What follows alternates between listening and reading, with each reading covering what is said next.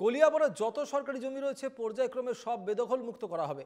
সাংবাদিক সম্মেলনে এই কথা বললেন রাজস্ব মন্ত্রী তথা স্থানীয় বিধায়ক কেশব মহন্ত। সামাগুড়ি রাজস্ব চক্রের কলিয়াবরের চামধরাগড় এলাকা বেদখল মুক্ত করার দাবি সচেতন মহলের।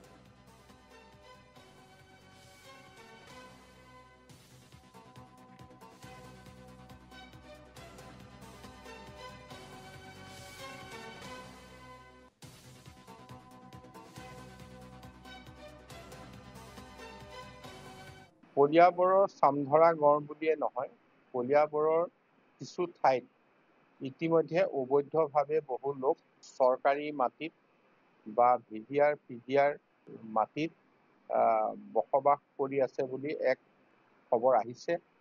গতিকে আমি চাৰ্কুল অফিচৰ তৰফৰ পৰা এনে লোক ক'ত কিমান আছে এই ক্ষেত্ৰত আমি অনুসন্ধান কৰিবলৈ দিছোঁ।